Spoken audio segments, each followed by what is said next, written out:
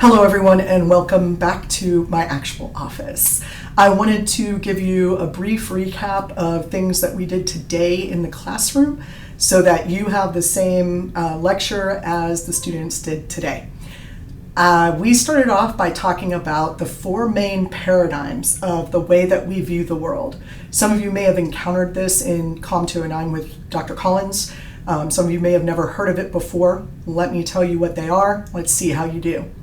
So there are four main paradigms or ideas or perspectives in the world that we come from when we're trying to understand a phenomenon. So those four main paradigms are positivism, interpretivism, critical, and finally postmodern. Each of these perspectives comes from a different place based on its view of truth and how we find truth. The first one, positivism, is pretty straightforward. It believes that there is one capital T truth, and that truth can be found based on empirical evidence and experience.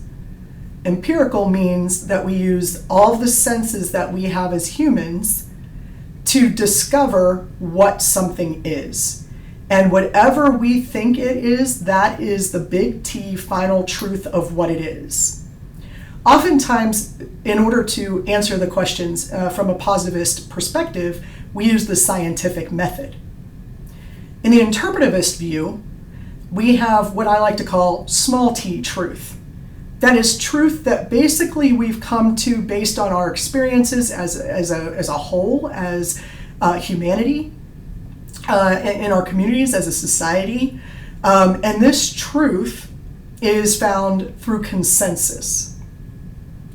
Normally, when we're talking about communication phenomenon specifically, we're going to be looking at things like interviews, focus groups, qualitative methods of trying to ask questions about the truth or the truths. Which leads to the third perspective, the critical, or also the rhetorical.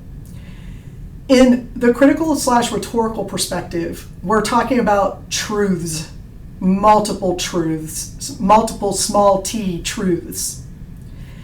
These truths can be held by any individual or group, and the way that we come up with these truths is through constructing it.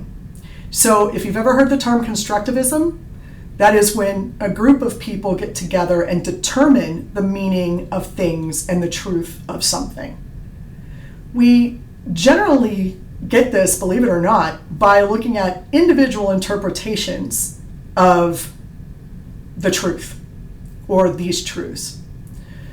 For example, did I just say we find that through consensus? No, I'm sorry. In the rhetorical critical perspective, we are self-motivated, okay, to find what those truths are. Those multiple truths that we have in the world are generally individually determined and then advocated for. For example, I like to say that all of the influencers, as you all call them, that's one person with one opinion about something, and they're saying, this is how this perfume smells, or this is why you should buy this particular product, or here's why you should use Temu. And it's all their individual experience that they're advocating for that one specific truth, that should be the truth. Now, of course, there's tons of influencers, and so there's a multitude of these truths, and it's up to us to determine which one we identify with, or which one we're going to listen to, or which one we're going to believe. That's sort of the way that the rhetorical or critical perspective works. Now, when we're talking about rhetorical, we're talking about this exact thing of persuading people about some truth, that something is actually true. From the critical side of that, it's a recognition or an attempt to recognize the power situations that are being sort of condoned or created by a particular phenomenon. So, for example, there are some people out there who tell you whatever you do not use Temu, and they have their reasons for that. There are people out there who say that the reason that you shouldn't use Temu is because All of the products are made in China. They're made by children in sweatshops. The practices are bad. It's not fair trade. Some of those other things. And they'll say, therefore, the truth of it is that it's bad practices that we don't want to support financially. Whereas others talk about the benefits of this being financial. Both of those create different power situations. In the one that says we shouldn't buy from Temu because of their bad practices, it's saying you have the power as a consumer to be able to stop sweatshops and unfair trade policies and child labor, etc. Whereas in the buy from Temu, because we can't do anything about it anyway, suggests that the power lies with the company, with the advertising, and with the fact that people are going to buy from them anyway. So looking at the power and how it sets up, in this case, we're talking about a consumer. Might also be talking about a particular gender or socioeconomic status or educational level, and how those different aspects make us more or less powerful as individuals. All right. And finally, there's the postmodern, in which there is no truth. There's no agreed upon meaning. And in its most radical form, that there's no agreed upon meaning, we wouldn't even be able to communicate. Okay? So in its less radical and more helpful side, it's that multiple people can experience something, the same thing, in different ways. But because it has this idea that we can't really share that experience or that truth, then ultimately there's no method for understanding the world.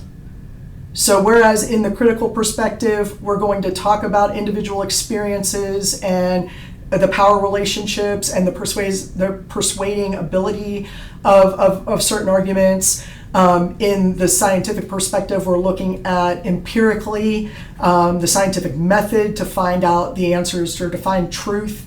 And in the humanistic, we're looking at consensus building through focus groups or through interviews or whatnot to determine what is or is not truth. In the postmodern perspective, there's no way to get at a truth. So it becomes irrelevant. So there is no truth, no method, okay? Most of the time, we're going to be living in the rhetorical or critical perspective for this class. But in order to get there, we first have to go through the other three, or the other two, I guess, the first two. Because we're doing this course chronologically, we're going to start at the very beginning of man, of humans, I should say, not man, humans.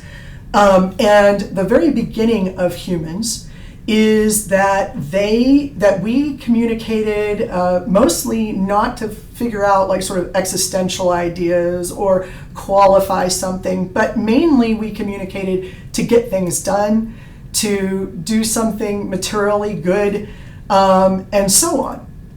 And therefore, at that time, most communication practices were practiced by the Sophists, who are nowadays called teachers and lawyers, right? And the Sophists really only used it for courtroom or teaching people something, and they didn't really care about what the truth was. They could use truths, but really what they talked about was more just trying to get their way. Okay, so they would use lying and other tactics to get their way, which is why teachers and lawyers have such a bad reputation, right? But it's also why the word rhetoric has such a bad reputation. I'll get to that in a second. The first of the sophists that you're going to learn about is Gorgias, or Gorgias, however you want to pronounce it is fine. Gorgias wrote the Encomium on Helen. And the Encomium on Helen is a practice of essentially rewriting a eulogy for Helen. Helen of Troy was blamed for the Trojan War. Now, Helen was stolen or wooed by Paris, and that is supposedly what started the war. So she had sort of a bad rap. However, Gorgias says that maybe we should think about the fact that she was too stupid to know better, literally, or that she was too in love with Paris to know better, or that she decided she wanted to go with Paris, made a quote silly decision in sort of an interpretation of that. And so therefore we should forgive her and recognize her for, the beauty that she was and who she was, as opposed to blaming her for something that she wasn't at fault for. So that's sort of where he comes in and says, I'm going to rewrite her memory, essentially. And when he gets to the end of it, and you'll read this, I think, when he gets to the end of it, he says, well, that was fine. I had a really good time doing this. In other words, that the practice of rhetoric, as he terms it, the practice of rhetoric at that point is fun. It's interesting. It's an enjoyable thing to do. And also can, reconstruct somebody's reputation and can reconstruct the way that we view something. Now, most people would say that's not a great thing that rhetoric does, that you reconstruct something and make it what you want it to be. Is a politician lying, or are they just reconstructing, right? And so the Sophists used this, and sophistry was considered a really negative practice because of that. But who told them it was a negative practice? Well, the people who told them that it was a negative practice were the people who cared about getting at truth and believed that we could get at truth. That you can't just reconstruct something because you feel like it. And those people were those who were looking for the big T truth in life, or were looking at the study of life, which of course is also known as philosophy. The philosophers were looking at the study of truth and good and the one thing that makes humans good. And so the philosophers had a real problem with the Sophists, and that plays out in a very simple way. In philosophy, the way that we get at truth is dialectics, not dialectic, dialectics, not dialect, dialectics. Dialectic is a practice of going back and forth between two opposites in order to come to a conclusion.